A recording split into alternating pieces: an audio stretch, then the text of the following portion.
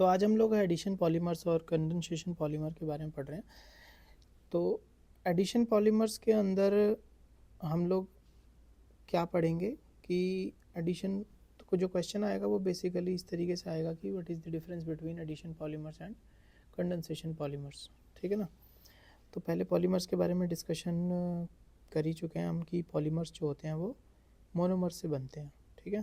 तो चाहे वो एडिशन पॉलीमर हो चाहे कंडेंसेशन, मोनोमर्स का इस्तेमाल करके हम लोग पॉलीमर फॉर्मेशन करते हैं। ठीक है ना। तो मोनोमर क्या होगा कि जैसे कि एग्जांपल मैंने पॉलीथीन का भी बताया था, तो अब हम उनको कैटेगराइज करते हैं कि भाई वो नायलॉन 66 जैसे लेते हैं।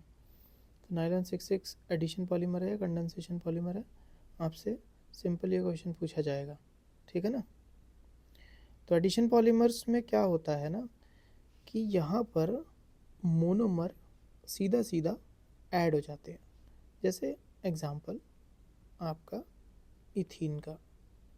ठीक है। तो बहुत सारे इथीन मॉलिक्यूल आके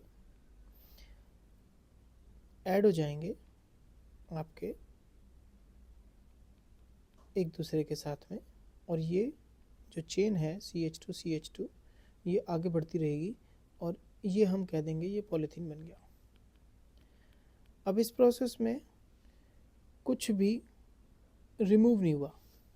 ठीक है ना। कोई लॉस ऑफ एटम नहीं हुआ, ना कोई मॉलिक्यूल लॉस हुआ, सिंपल डबल बॉन्ड ब्रेक हुआ, दो वैकेंसी क्रिएट हुई, एक इधर और एक इधर, और उससे हमारे मॉलिक्यूल इस तरीके से कंबाइन होते चले गए। दूसरा मॉलिक्यूल हुआ, दूसरा मॉलिक्यूल का भी डबल बॉन्ड टूटेगा और उसकी भी वैकेंसी यहाँ बनेगी और यहाँ बनेगी और वो यहाँ से अटैच हो जाएगा। ठीक है ना। ऐसे ही फिर ये सीरीज़ चलती रहेगी। फिर तीसरा मॉलिक्यूल आएगा, फिर फोर्थ आएगा, फिर फिफ्थ आएगा, ऐसे करते करते करते CH2 की चेन बनती चली जाएगी। तो यही होता है कि मोनोमर ऐड होता चला जाता है एक दूसरे के साथ में और पॉलीमर फॉर्मेशन हो जाता है।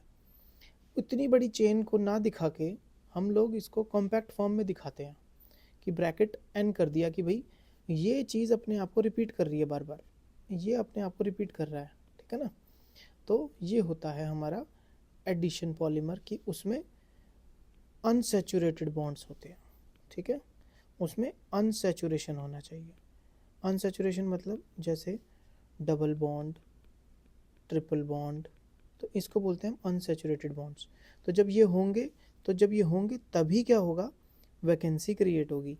मतलब जब ये ब्रेक होगा तभी तो यहाँ पर और यहाँ पर वैकेंसी बनेगी और फिर ये आगे दूसरे मॉलिक्यूल से जुड़ने जाएगा, फिर ये दूसरे से जुड़ने जाएगा। तो डबल बॉन्ड नहीं होगा तो ये वैकेंसी क्रिएट नहीं हो पाती है। इसीलिए एडिशन पॉलीमराइजेशन में हमारे पास अनसैचुरेशन ऑफ द बॉन्ड होना ज़रूरी है। ठीक है। लेकिन कंडेंसेशन में ऐसी कोई रिक्वायरमेंट नहीं है कि भाई एडिशन बॉन्ड होना चाहिए, अनसैचुरेशन बॉन्ड होना चाहिए। तो पहला पॉइंट क्या हुआ कि भाई सिंपल मोनोमर एक दूसरे के साथ ऐड होते चले जाते हैं, कोई लॉस ऑफ मॉलिक्यूल इसमें नहीं होता। ठीक है। With the hair no loss of atoms और मॉलिक्यूल्स ड्यूरिंग एडिशन। इसीलिए इसको एडिशन का, क्योंकि इसमें कुछ लॉस नहीं है, तो सिर्फ ऐड हो रहे हैं। n number of ethene molecules are adding up only. ठीक है ना। तो ये सिंपल एडिशन से बनते हैं। इसीलिए पहला पॉइंट क्या हुआ, addition of the monomers leads to the addition polymers. लेकिन यहाँ क्या होगा, कंडेंसेशन होगा। अब कंडेंसेशन को समझ लेते हैं जरा क्या होता है। तो यहाँ कंडेंसेशन का मतलब यहाँ दो डिफरेंट मोनोमर हो सकते हैं। जैसे मैंने आपको नायलॉन 66 का एग्जांपल बताया कि भाई एक एडिपिक एसिड है और एक मोनोमर दूसरा जो है वो क्या है हमारा, हेक्सा मिथिलीन डायमीन। तो ये क्या होता है, 6 कार्बन की चेन ये होती है 4COH और ये क्या है COH। इसको हम बोलते हैं कार्बोक्सिलिक एसिड। ठीक है। तो एडिशन पॉलीमर में क्या होगा, डबल बॉन्ड होंगे, ट्रिपल बॉन्ड होंगे, लेकिन इनमें क्या होगा, फंक्शनल ग्रुप्स होंगे। इनको हम बोलते हैं फंक्शनल ग्रुप्स। एसिड, अल्कोहल्स, ये होते हैं फंक्शनल ग्रुप्स। तो इनमें खासियत क्या होगी, फंक्शनल ग्रुप होंगे। इसमें क्या होगा, हेक्सामिथिलीन डायमीन में CH2 6NH2, इसको बोलते हैं हेक्सामिथिलीन डायमीन। तो इसमें ये फंक्शनल ग्रुप है, तो ये फंक्शनल ग्रुप इसमें है।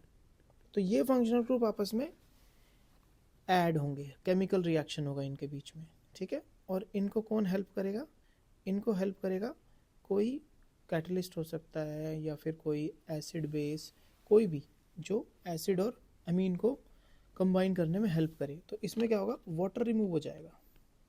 क्या हो जाएगा, वाटर रिमूव हो जाएगा, और फिर हमारा नाइलॉन 66 बन जाएगा। वो हम लोग, मैंने आप वीडियो में बताया है पहले कि कैसे वो रिप्रेजेंट करते हैं हम लोग।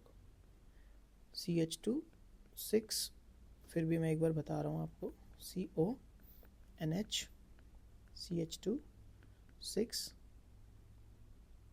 ठीक है ना। और ये हो जाएगा NH, और फिर आगे ये कंटिन्यूएशन रहेगी, और फिर ये यूनिट अपने आप को रिपीट करती रहेगी। तो ये बन जाएगा मेरा नाइलॉन 66। अब इसमें क्या हुआ, वाटर रिमूव हो गया। तो आप कह सकते हो कि एडिशन पॉलीमर्स में और कंडेंसेशन पॉलीमर में जो बेसिक डिफरेंस है, यहाँ कोई लॉस नहीं होता एटम्स और मॉलिक्यूल्स का, लेकिन यहाँ पर वाटर रिमूव हो सकता है, एमोनिया रिमूव हो सकता है, ठीक है ना, और कोई CO2 रिमूव हो सकता है। तो कोई स्मॉल मॉलिक्यूल्स इसमें लॉस हो सकता है, लॉस ऑफ स्मॉल मॉलिक्यूल्स, और फिर वो आपस में कंडेंस होके बोलेंगे कि ये कंडेंसेशन पॉलीमर हो गया, ठीक है। तो फिर से एक बार रिपीट करते हैं। पहला पॉइंट क्या है, इसमें एडिशन होगा, ठीक है। इसमें क्या होगा, कंडेंसेशन होगा। इसमें क्या होगा, अनसैचुरेशन होना चाहिए। इसमें क्या होगा, फंक्शनल ग्रुप्स होंगे, सेम भी हो सकते हैं, डिफरेंट भी हो सकते हैं। इसमें क्या होगा, एडिशन होगा without any loss of atoms. इसमें क्या होगा, दो मोनोमर कंबाइन होंगे with the loss of some small molecule, ठीक है। देन फोर्थ क्या होगा कि आप कह सकते हो कि भाई इसमें कोई कैटलिस्ट की ज़रूरत, इसमें रेडिकल बनते हैं बीच में, जब बनते हैं ये कंबाइन होते हैं तो रेडिकल्स आर द इनिशिएटर्स, वो इसको इनिशिएट करेंगे चेन रिएक्शन के लिए, इनिशिएटर्स। लेकिन यहाँ पर क्या होगा, कोई स्मॉल मॉलिक्यूल होगा, एसिड होगा, स्मॉल क्या you can say small reagent कह सकते हो उसको, ठीक है। कोई एसिड हो सकता है, कोई कैटलिस्ट हो सकता है, ठीक है ना। तो ये हो गए जो उस रिएक्शन को आगे प्रोसीड कराने में मदद करेंगे।